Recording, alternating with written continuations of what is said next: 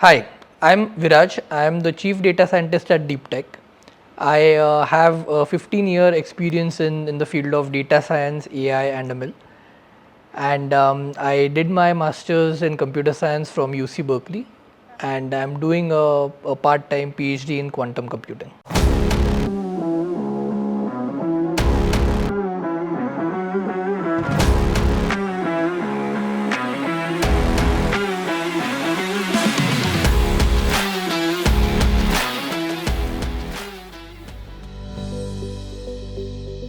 At DeepTek, we develop AI-enabled software for automated interpretation and reading of radiology scans like X-ray, CT, MR, etc. The software we build broadly does two things. One, it makes radiologists work easier. It reduces the amount of time they spend on reading each image.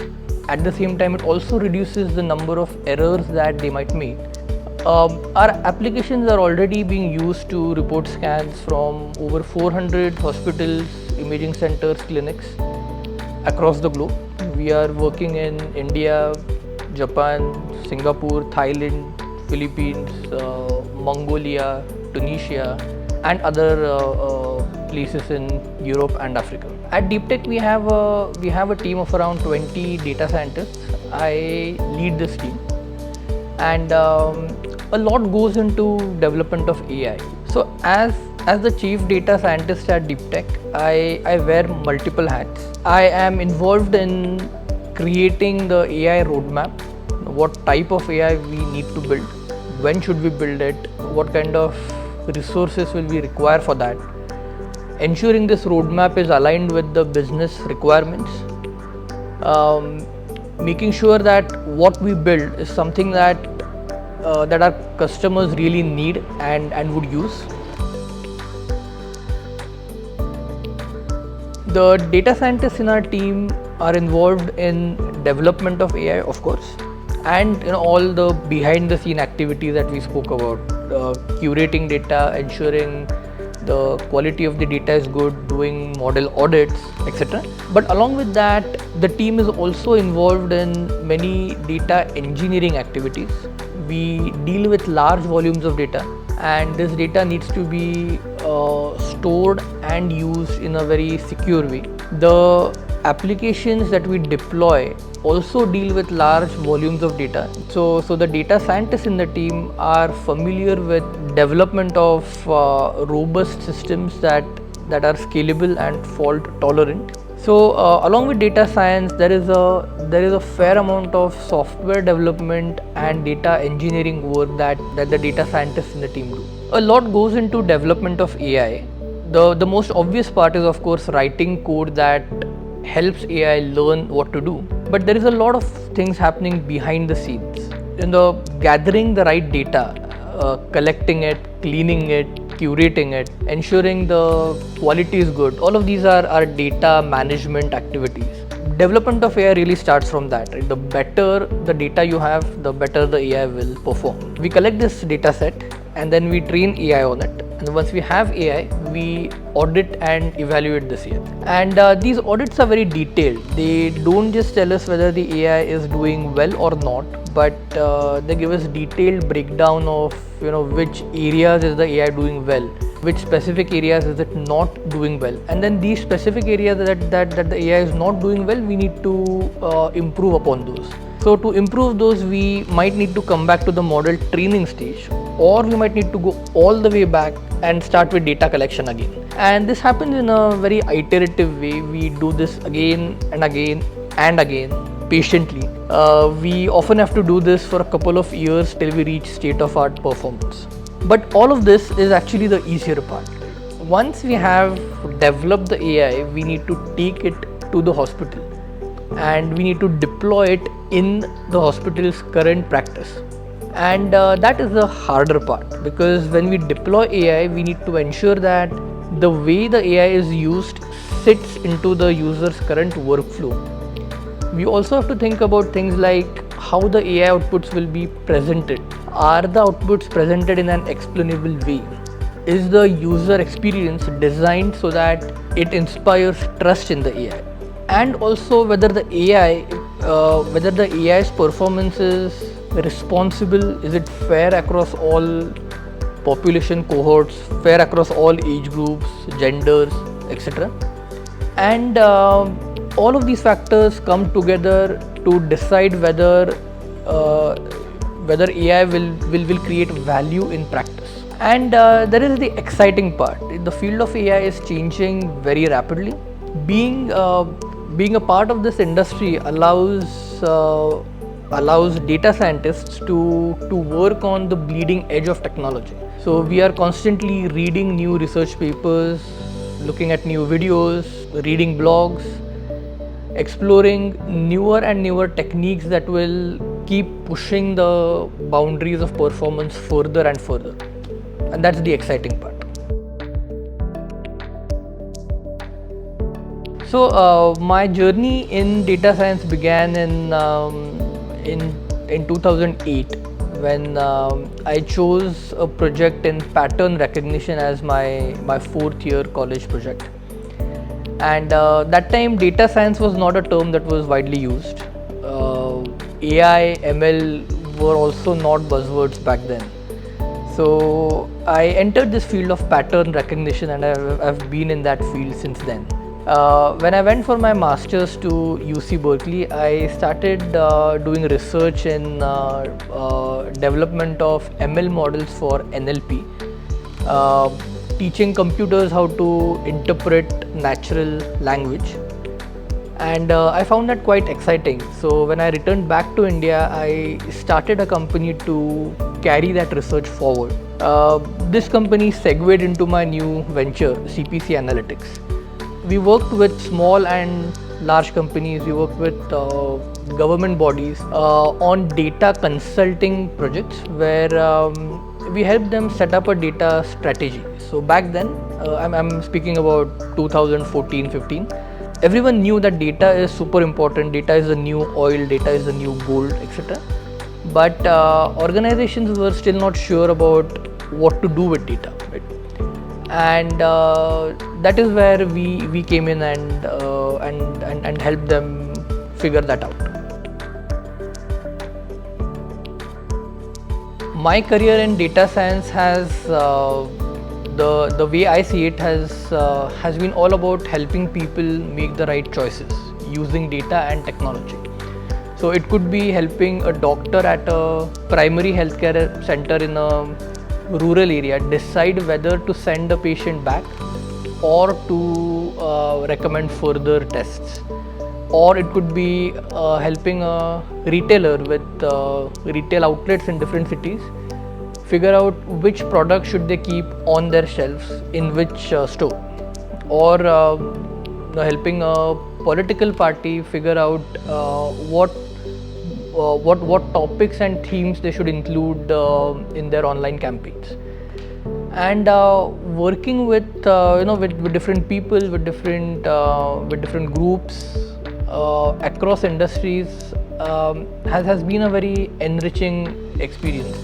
Working with all these people in different industries has also helped me grow as an individual. From these experiences, I have been able to evolve a mental framework that helps me make choices. And when I'm faced with a choice, how do I collect the right data that will help me, and how do I analyze that data? And also, more importantly, do I really do this? Do I really use data at all, or do I trust my instincts and intuition? When should I trust data? When should I trust my instincts? And this mental framework that I evolved from all of these discussions, all of these conversations, all of these experiences has been a very satisfying thing that I've got out of this career. Data science is a very wide field. So on one side we have data analytics, which deals with analyzing data, representing the insights, and then using those to make better choices. On the other side you have development of AI, where you are actually developing models that can predict things, that can recommend things, that can classify things. And yet another area is data engineering, which deals with developing software pipelines to manage large volumes of data, organize that data, sort it, and feed it to AI development activities. And these areas require different skills. So if you're aspiring to be a data analyst, you want to be good at softwares that help you analyze data. So this could be Tableau or even Excel. If you want to be a ML developer, you want to learn PyTorch, TensorFlow. These are really tools, and tools change all the time.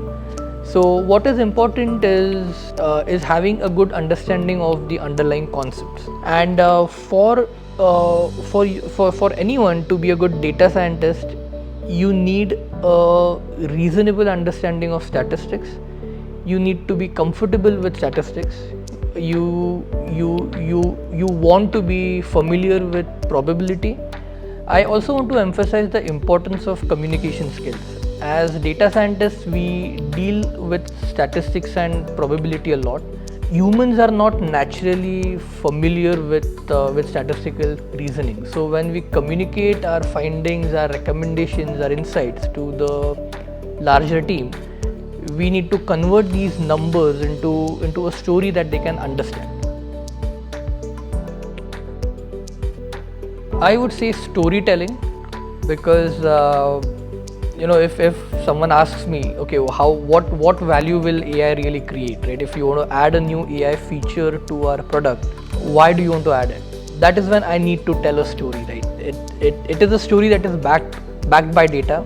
It has a lot of numbers in it, but ultimately it is still a story. The same would be for a data analyst working with data in Tableau, creating reports, creating graphs, creating pie charts. All of these charts are ultimately telling a story. So yes, I would say storytelling is an important skill that data scientists should have. So in terms of qualifications, degrees or certificates, I feel that none of these are really a must-have. In today's industry, we sort of tend to value your skills more than your certificates. This is different in maybe research settings where having a master's or a PhD degree would certainly be considered a plus. But outside of research and academia, when you're working in the industry, I don't think there are any prerequisite qualifications in my team as well as in other teams that I've seen. We have people from really all different streams, right? So there are people from computer science and engineering, there are people from physics, there are people from psychology, there are people who have done pure maths and have entered the field. So in terms of qualifications and certificates, I don't think there are any prerequisites, but you do need to have the right skill sets. Many students ask me, what they should learn in order to become a data scientist. They focus a lot on tools. Should I learn Python? Should I learn R? But these are all tools, and my advice to them is, do not focus on tools, because tools change all the time. Every year there are new tools out there. Instead of tools, focus on skills. Build your skills. But how do you build your skills, right? So you build your skills by doing projects, but instead of doing just many shallow projects, I feel it's very valuable if you take one project and really go very deep, go right to the bottom of it, explore all different skills that you want to explore within that project, because that project gives you a nice testing ground for those skills. There are a lot of online courses out there from different websites. These courses are very helpful. Of course, they're great to get into the field. They express and explain concepts in easily digestible formats. But I also see this happening a lot, that an aspiring data scientist does an online course, it gives them a wrong impression that they have become experts in the field. The courses are structured and they are sold in a way that you do that course and you get you become an expert. But that's not what the courses really teach you. Right? The courses really teach you just the basic essentials, but you have to really pick it up from there and build on top of that. And many students, many interview candidates have not done that. Right? They've just done the course and they have stopped there. So do the courses, they are certainly very helpful, but do not stop there. What you have learned from these courses, apply it, pick up a project, go really deep, and gain that valuable experience. In the field of data science, experience does count a lot. The more projects you have done, the more things you have tried out, the more experiments you have run, the more trial and error you have done, all of this counts a lot. So there is no substitute for that. So try out a lot of things. Data science as a field is constantly evolving. It's also good to develop breadth. Do be a master of one or two things, but being a jack of a wide variety of things is also very helpful. One thing that I've really seen give data scientists an edge is software development skills. So if you know data science, but you're also a good software developer, you can develop applications, you can develop front ends, back ends. This is a great skill to have. So don't stop at data science, but explore the wider area of software development as well. What worries me is that many data scientists entering the industry today are looking at a bleak future. Future of data science is something we cannot completely predict at this point, but in order to stay relevant to the industry, data scientists today need to either develop deep technical expertise in the subject matter, or they need to develop domain expertise. So for example, I am a doctor who knows data science, or I am a lawyer and I know data science, or you need to be a great storyteller who can really convert data science insights into marketing or sales material. But if you don't have these three, if you are just a data scientist without depth in any of these three areas, then you will find it difficult to progress in your career. But in spite of that, data science is still a very exciting field. It has a lot of opportunities. It still remains a very high paying field. So if you know what you're getting into, if you can take care of these pitfalls, it's a great field to be in.